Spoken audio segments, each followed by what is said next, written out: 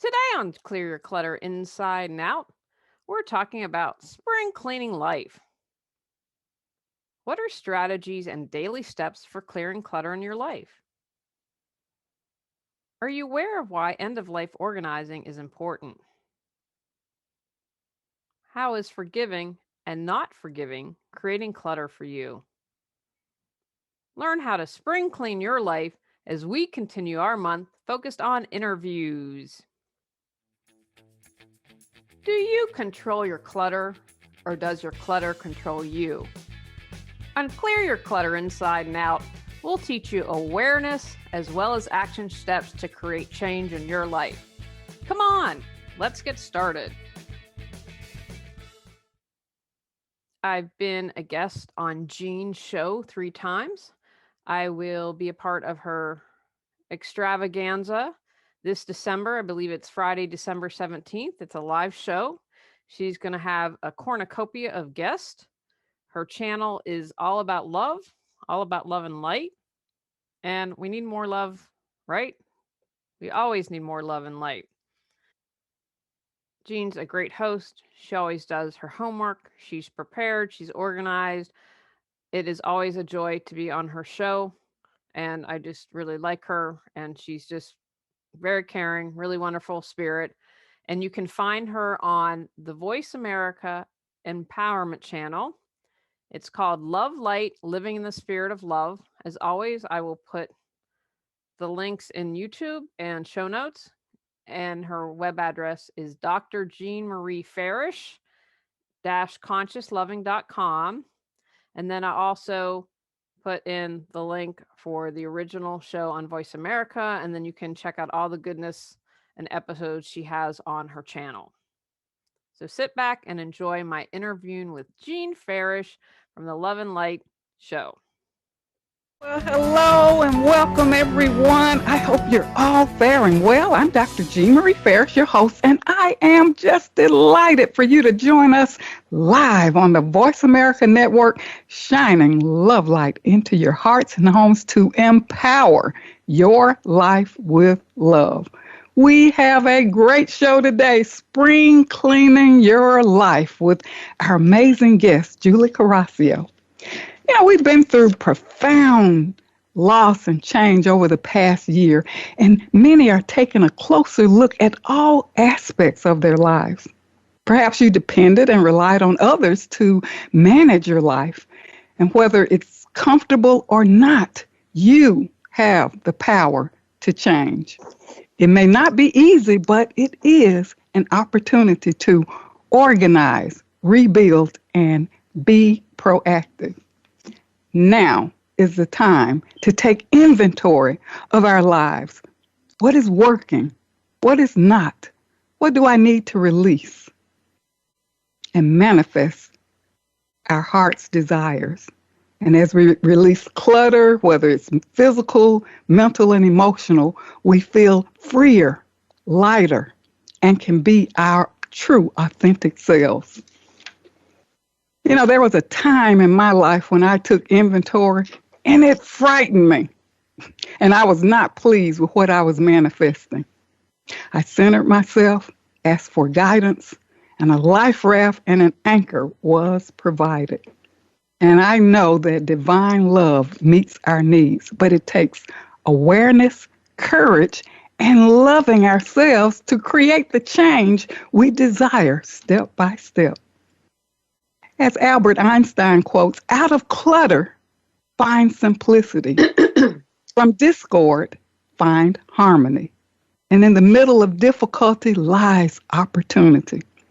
And Katrina Meyer says, get rid of clutter and you may just find that it was blocking the door you've been looking for. And Wayne Misner, keeping baggage from the past will leave no room for happiness in the future. And oftentimes we may not even be aware of the clutter we've been packing in our lives. We just know our life is just not moving in the direction of our heartfelt desires. And our amazing guest today on Spring Cleaning Your Life is Julie Coraccio, and she will show us just how. Julie is an award-winning professional life and end-of-life organizer and certified life coach. She's passionate about supporting people in clearing clutter in all areas of their lives, getting organized, and becoming more mindful and aware.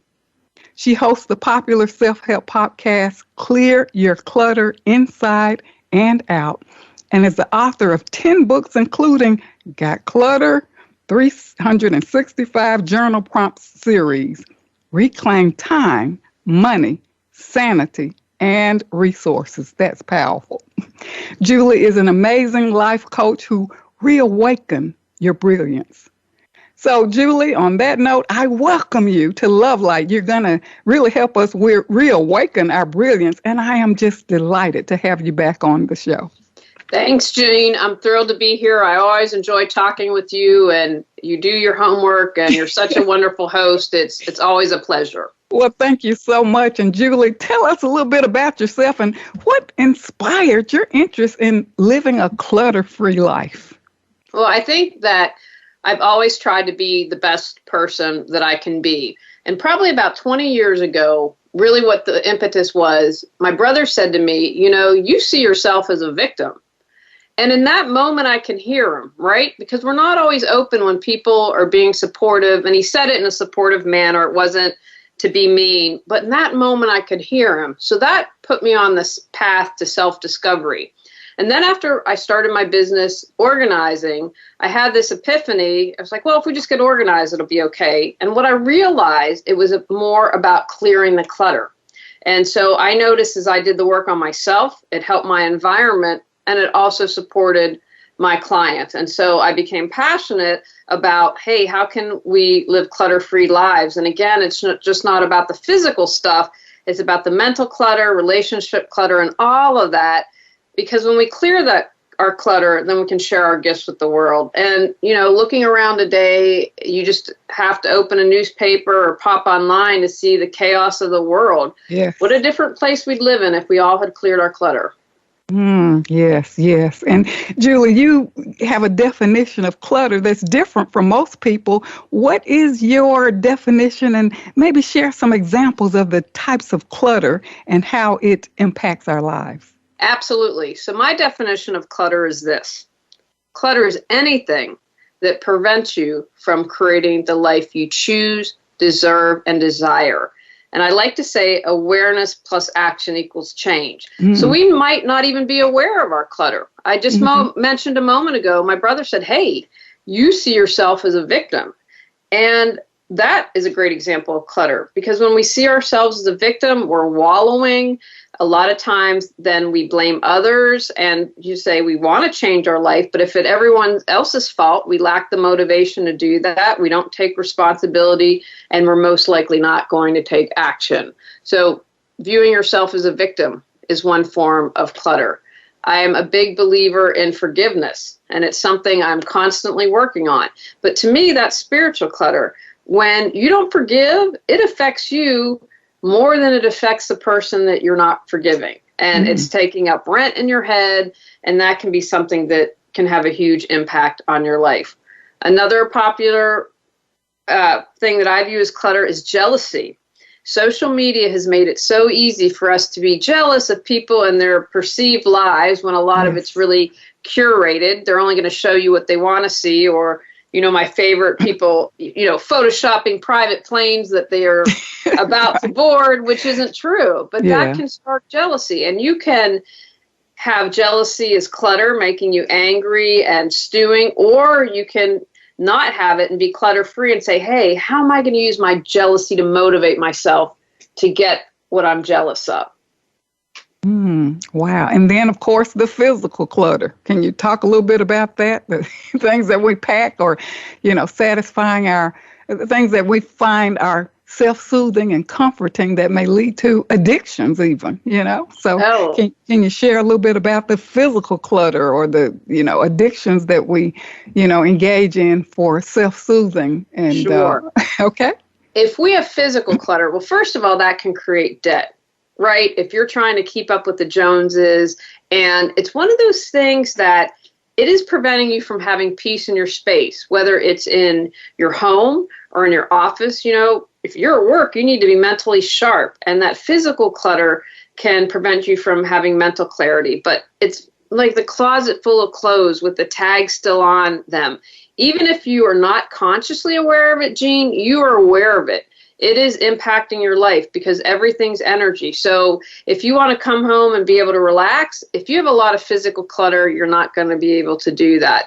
And it prevents you from thinking clearly. It can lead to relationship clutters if you're fighting with a spouse over, hey, you've got to get this clutter out. We got to get organized. We got to do something. And so the physical clutter impacts us just as much as all the other clutter. That is so powerful. Looking at, victim mentality that we can create for ourselves and blame others for that. It shows us how we can empower ourselves to move forward and really get out of that victim mentality and take responsibility for our own lives. And I love that you indicated the spiritual clutter, the need to forgive. I think that's powerful. And as you indicated, it's not really just about the other, but empowering ourselves to forgive ourselves and, others, which makes us free. And then our attitudes of envy and jealousy and things of that nature that keeps us mired in negativity. And you're telling us that this is also an aspect of emotional or mental clutter, and then the physical aspects of clutter, the excessive things that we accumulate that sits around and just blocks space and blocks our lives. Julie, can you tell us what will happen if we don't declutter? If we don't declutter our lives, and what are the benefits if we, engage in this decluttering process? Great question. If we don't clear our clutter, we're going to stay stagnant. And I don't know about you, Jean, but I'm guessing you're a different person 5 years ago. Oh, yes. I used to buy excessively, and try to soothe myself with, comforting myself. And it's like, hey, this is not working. And as I shared, I had to go through my own dark night of the soul to really look at my life, which frightened me. It's like, okay. And then a spiritual leader said to me, you created this. Do you understand? And I'm like, what are you talking about? I created this. I'm a victim. Right. And it scared me because that was like the first step of me becoming awake, in terms of my thoughts and what am I thinking? How am I feeling? What am I doing? So move forward and just share more about this. Well, you touched on something very important. You talked about the dark night of the soul, and I'm going to ask you, and we didn't rehearse this, but I would like to know, are you happier now than you were 5 years ago? Even though the dark night of the soul was tough, are you happier? I am happier, and the dark night of the soul was absolutely spiritually necessary for me to really take a deeper look, surrender, and really move more into really connecting to my inner self as opposed to looking at the outer world, because I think through the outer world, that's where we blame others, we look for the outer things in our life, relationships or things that can hopefully give us temporary ease or pleasure, but after a while we're back to that same point. So I am so much happier going through that dark night, but it wasn't easy. It wasn't easy, but it was worth it. Well, yes. Because I think something that really keeps a lot of us stuck, and I include myself in this, I include you, I include clients I've worked with, and like you, I've done hundreds of interviews, and everyone who is walking this path has said the same thing, that the energy and time that it took to not look at the more challenging stuff was a lot harder and a lot more draining than actually walking through the fire. So I want to encourage people, who are listening to remember, I know it might be hard and you might be afraid, but just trust. I'm telling you, Jean's telling you, and other people will tell you as well. It is easier to walk through that fire and find that relief than trying to keep it's like a physical clutter and throwing everything in the closet and trying to keep it shut and stuffing it, and eventually it's going to pop open. So go for it. It's not going to be as bad as you think. You will find support, but if you don't, then you're going to stay where you are and you're going to stay stagnant. And I don't know many people who are truly happy if they haven't changed their life and they haven't moved forward.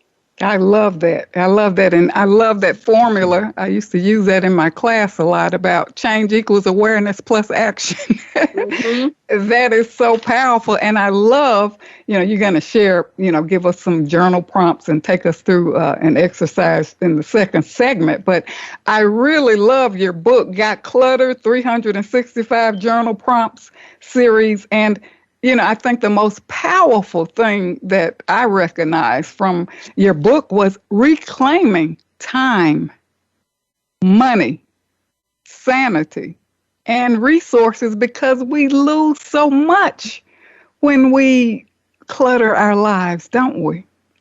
We really do. And I'm so glad that you brought that up, because the benefits, we don't have time on this show for me to list all of the benefits I know. that you get when you declutter your life. And that's really important, because what you have to find and your listeners have to find is what is going to motivate you.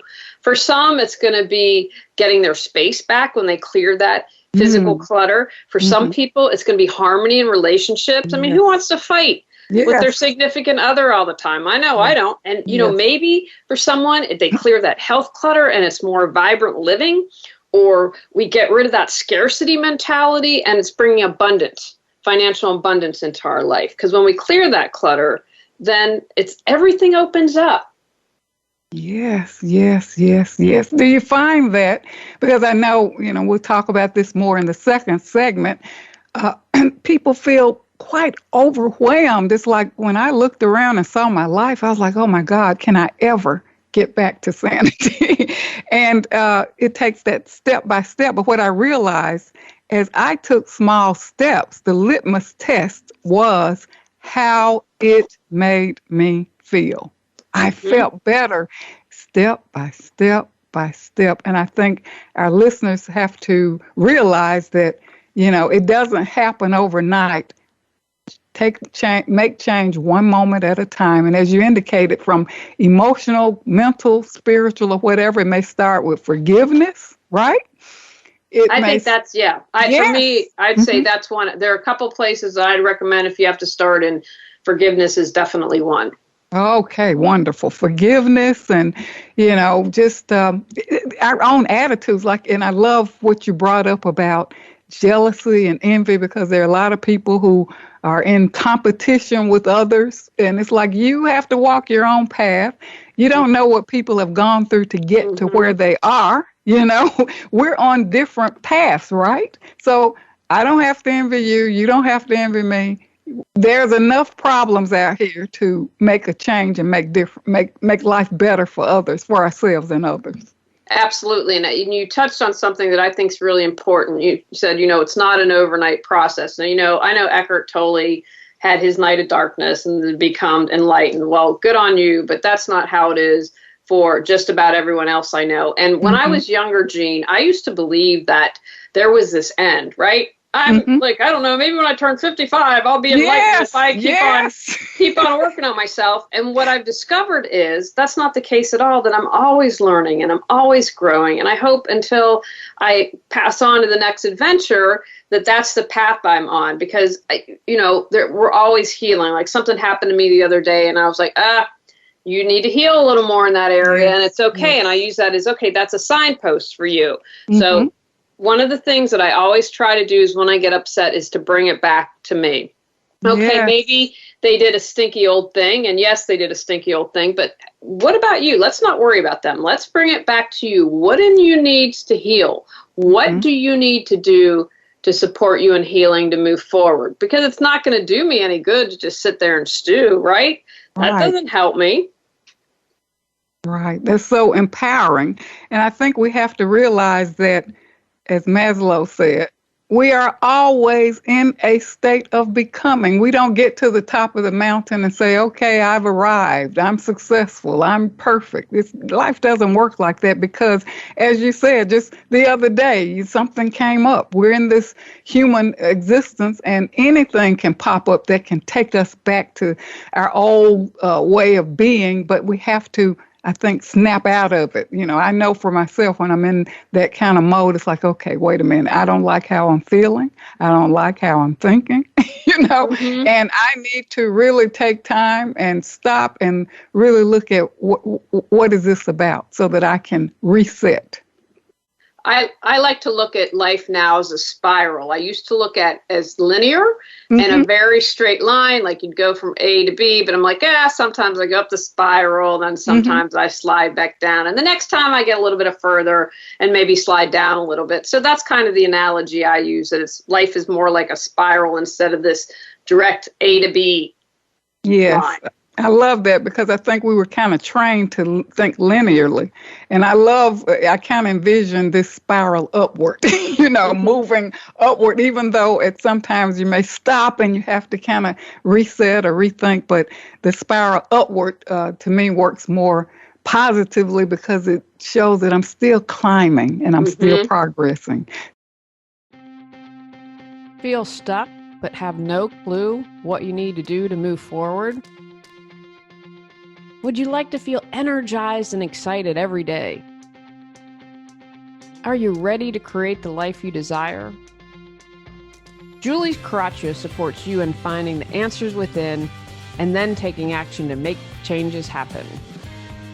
Visit reawakenyourbrilliance.com to learn how Julie can support you with life coaching.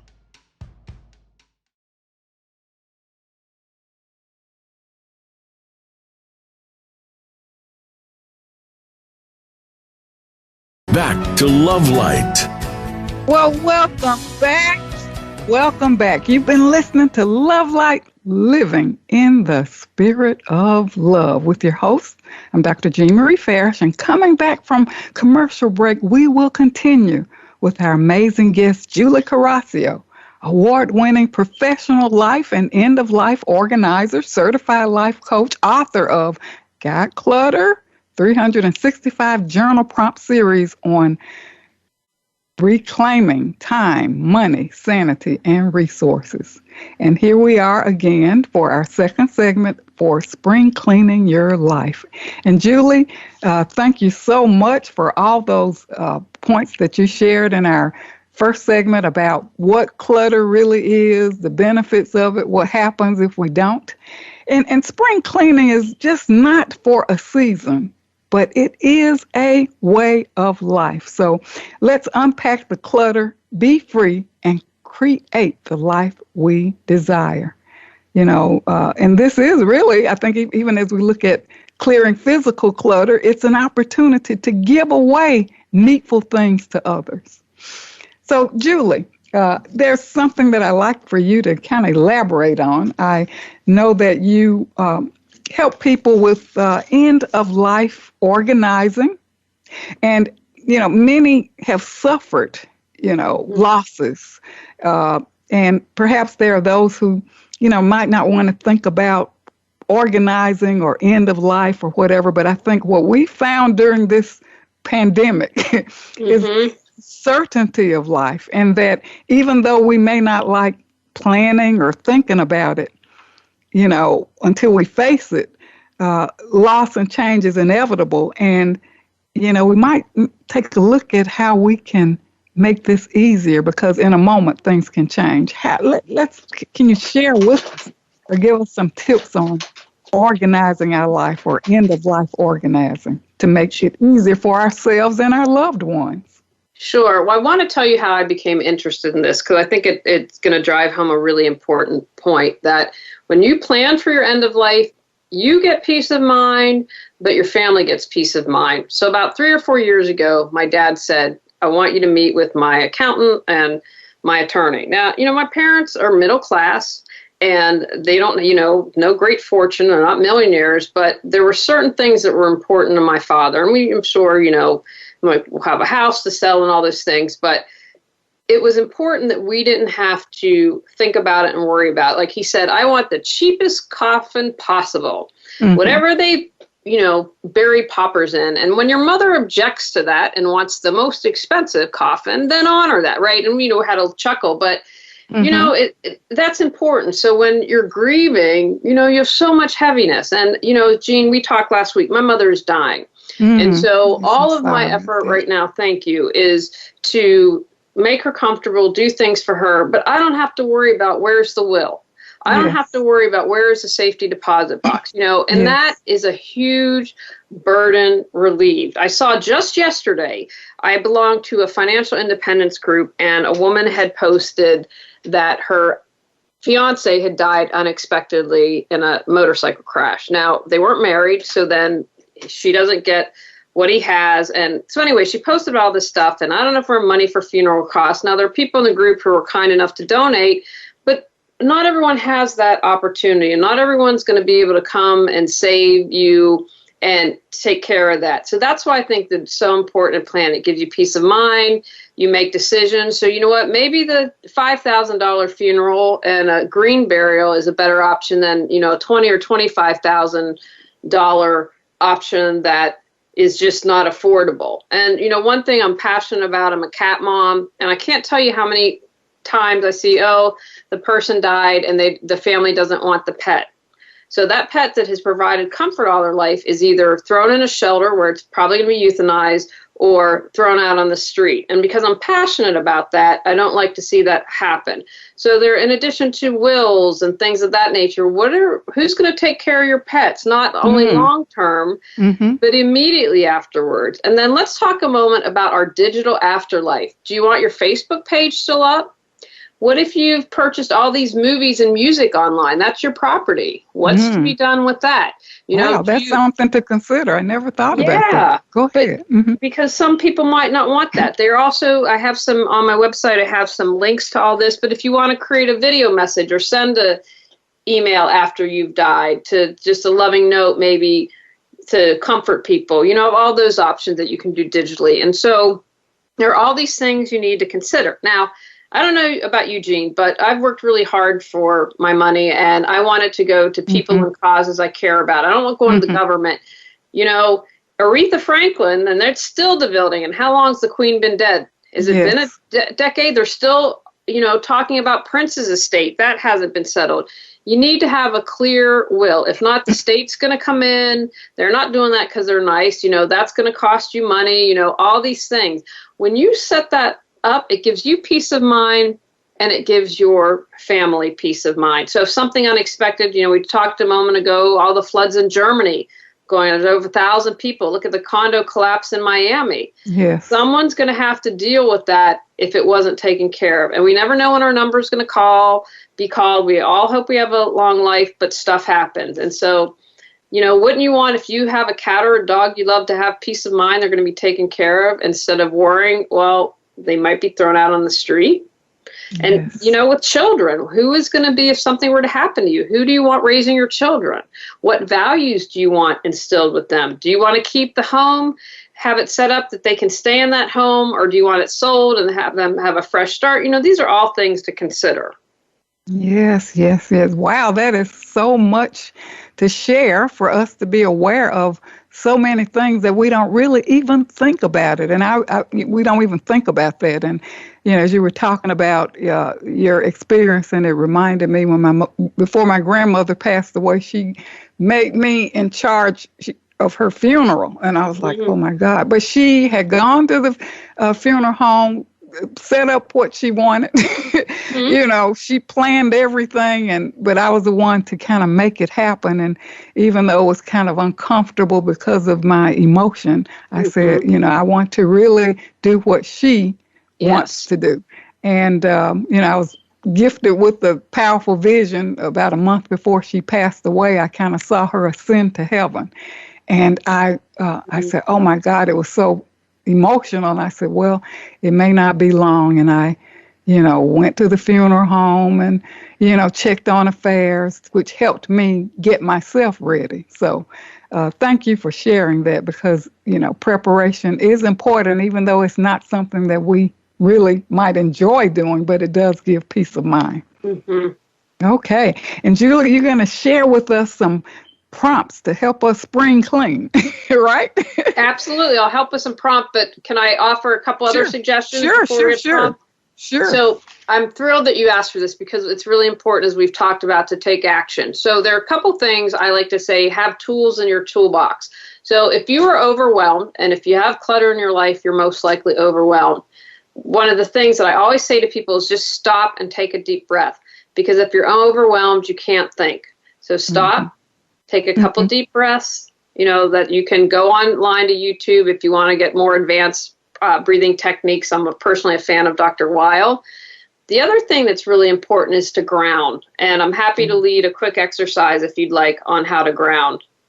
Okay, fine. Go for it. So the easy way to ground, we'll do one that's a little more detailed, but just go outside in your bare feet and connect to the earth. That is something that is immediately going to ground you. Or go and hug a tree. You hug a big tree, that's going to help ground you. But what I like to do when I wake up each morning is like sit in a chair, bare feet or in socks, and I close my eyes and I visualize in around my first chakra, so just above my tailbone, kind of in the center there, I visualize a tree trunk. And you can have fun. You can visualize an anchor or a chain if that's makes more sense to you. But I visualize a tree about 6 inches in diameter. And this tree goes all the way down, and I see it going down through the rich earth.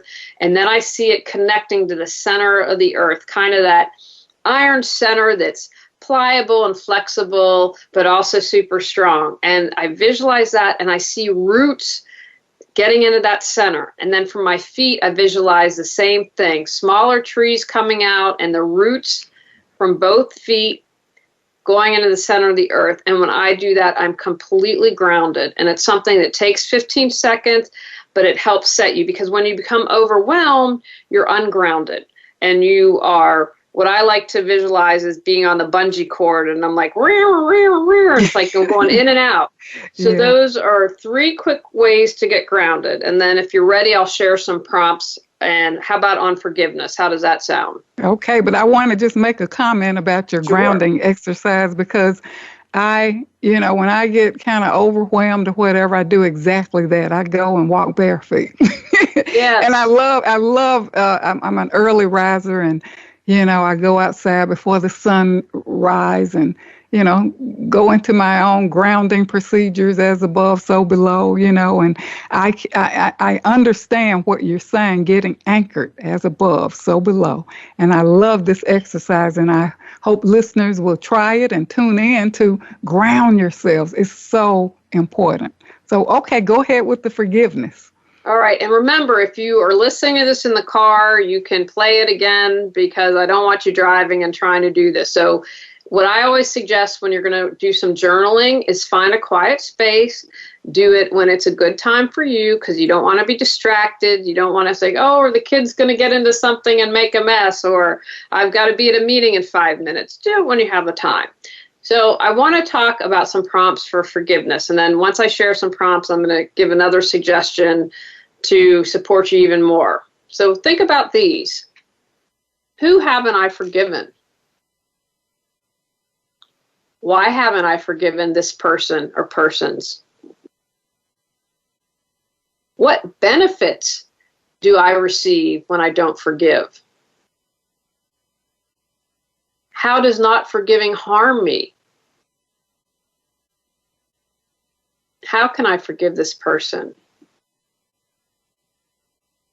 What one step can I take right now to forgive this person? And then I'm going to encourage you to do these same prompts, and I'll read them, for yourself. Because in addition to not forgiving others, how many times have we not forgiven ourselves? So why haven't I forgiven myself? What benefit do I receive when I don't forgive myself? How does not forgiving myself harm me? How can I forgive myself? What one step can I take right now to forgive myself? And I'm going to give you, if you're interested, one additional step to take. When I created my journal prompt series, because I work with people who have clutter and overwhelm, one thing that I did a little differently that I haven't seen in any other journal prompt books was that I created after the questions, a little line with the little lotus at the end. And so once you've written out your answer, you can, when it's like a legal pad, so you can either do this or use a highlighter. Same thing, is to go through your answer, and I would wait, give it a day or two. And, when you're writing, just write whatever comes. Don't censor yourself. If it's misspelled, if it's rushed, or it's just a fragment of a thought, now's not the time to be the grammatical editor.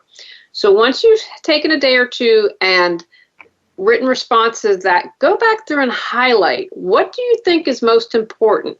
Take out of your response what it is that you need to do, or what is the nugget of that that's most important. Because if you're free flowing, it's just really coming from the heart, maybe you need to get rid of some things and get the anger out. But then underneath that, maybe there's a bit of sadness, and that's what you really want to tune into and get into, that deeper part of that. So that's just a second part. You don't need to do that, but a lot of times the more we break things down when you have clutter, it's easier to release it.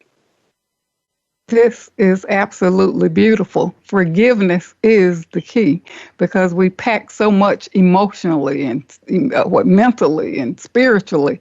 And as they say, we radiate out our inner self. So it is so powerful. And those techniques, those prompts are so empowering. So I do invite listeners to take advantage of those powerful techniques and tune back in and hear more. And I love to share, an article that I wrote in Savannah East, which is The Innate Power of True Forgiveness, where, I talk about the need for a compassionate heart to reflect love and evolve spiritually, because that's exactly what we do when we forgive.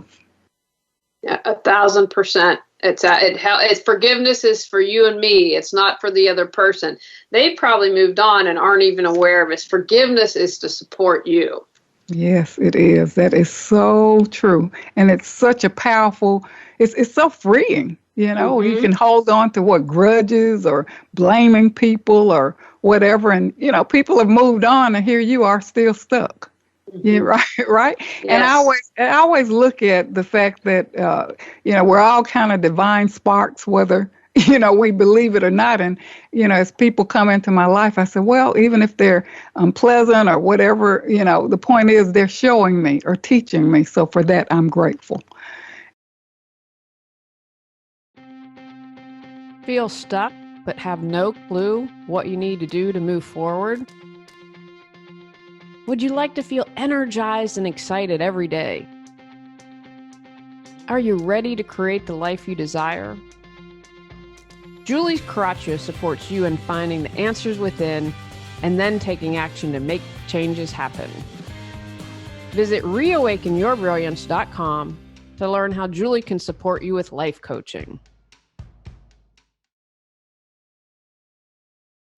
Well, welcome back to Love Light, Living in the Spirit of Love. I'm your host, Dr. Marie Farish. And if you're just joining us, we are with our amazing guest, Julie Coraccio, award-winning professional life and end-of-life organizer, certified life coach, and author of Got Clutter, 365 Journal Prompt Series, Reclaim Time, Money, Sanity, and Resources. Who doesn't want to do that? On our show today, Spring Cleaning Your Life. And Julie, thank you so much for sharing the tools for forgiveness and grounding. They are so empowering.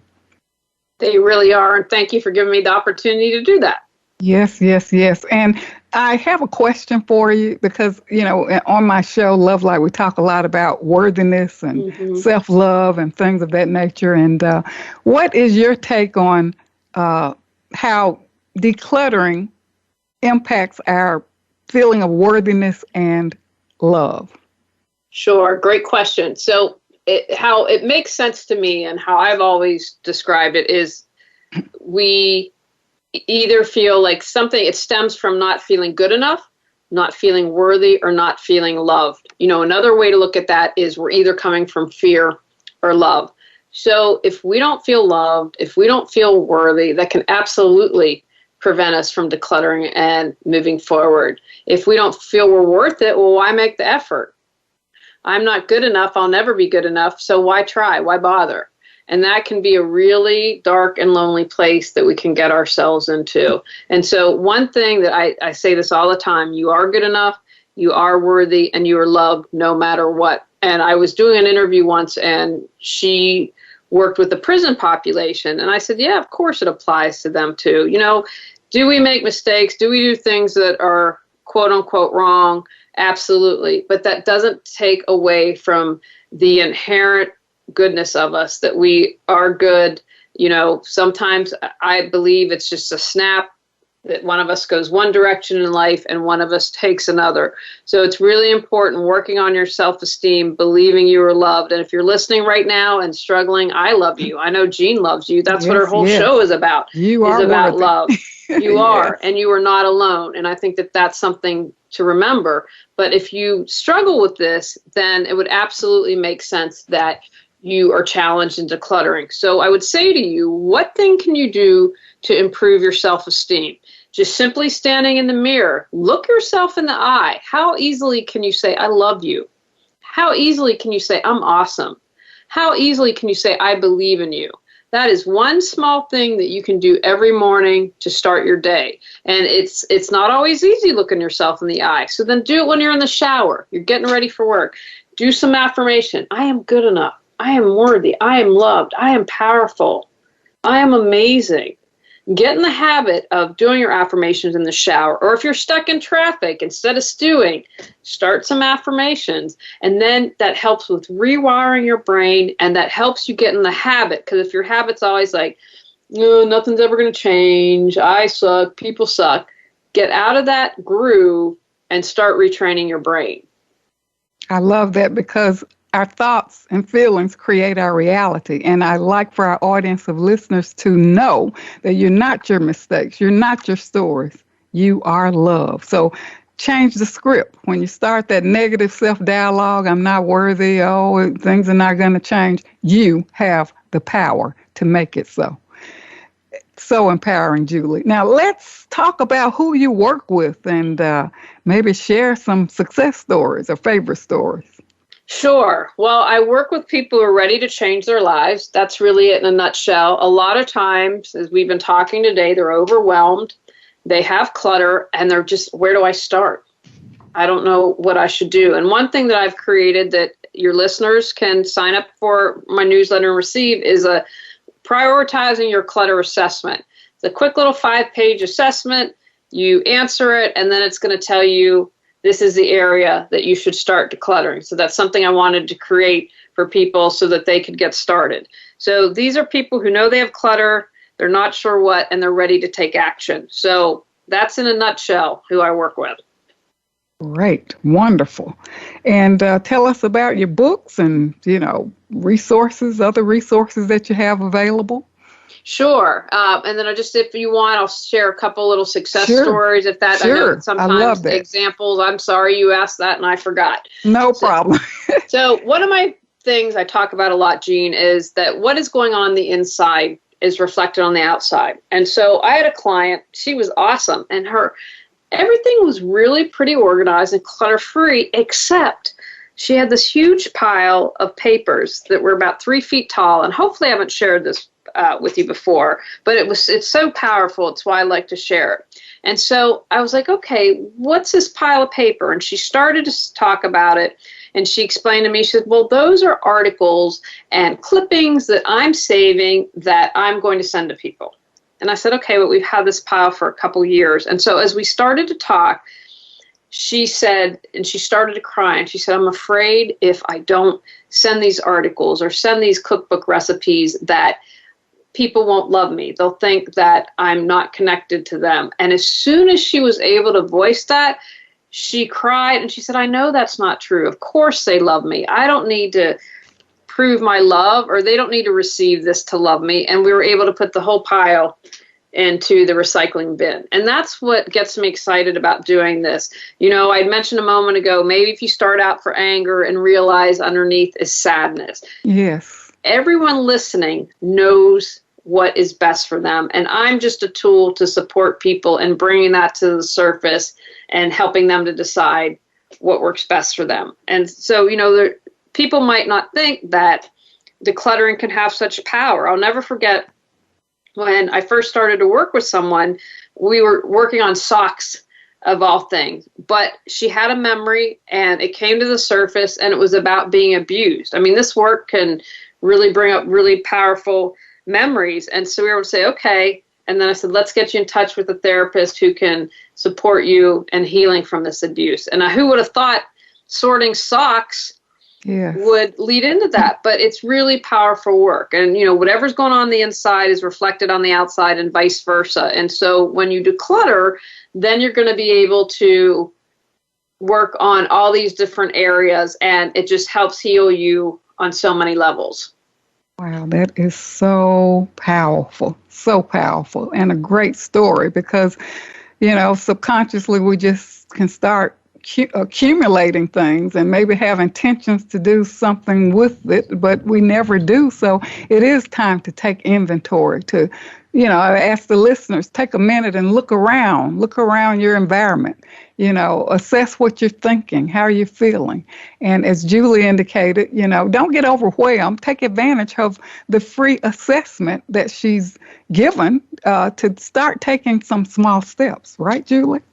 Absolutely. Each step makes a difference. And I just want to remind people that everything is energy, and you don't have to be a hoarder. As one example, let's just talk a moment about physical clutter. You don't need to be a hoarder if you have a closet of things you don't wear, right? Because that's energy at the back of your mind. That's energy stagnating. That's energy taking up space and not allowing for opportunity or things that would motivate you or things that would get you excited to come into your life. That is so powerful. I know when I was moving to a new home and I had all of this stuff and I had my carport full of stuff and, each morning I'm like, well, go back out and take another look. Maybe you could use, and I'm like, no. I'm like, no, I'm not going back, and I just donated, lots of things, furnishings or whatever, because, it's like you don't need it. So that part of you that want to always kind of go back, it's like, no, I'm starting a new journey and I don't want to take the clutter or things that no longer serve me with me. Yes, that's fantastic. Yes. Well, thank you so much, Julie, for being such an amazing guest on Love Light today. You have provided us with so much empowering information. So I'd like to just ask our listeners to tune in again, learn how to forgive, let go, release the clutter. You can make a difference in your own life. You don't have to be the victim. You don't have to be at the whim of others. So thank you so much, Julie. And I'd like to ask listeners to join me in sending love light to your beloved mother and family during this time.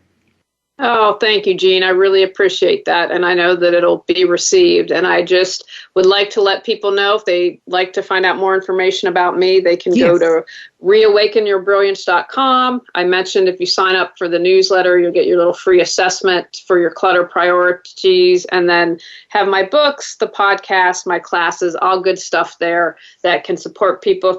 I believe if you're a DIYer, there's a lot of good stuff for you to support you in decluttering your life. Wow, powerful. And thank you for your gifts and the information shared. Thank you so much, Julie. Oh, and I forgot free gift. Oh, sorry. Okay, yes, free gift. It slipped my mind. So you sign up for the newsletter. The first person that does will get a free book of their choosing. Wow, what a gift. Wonderful. Thank you so much. So listeners, take advantage of that. All right. Yeah.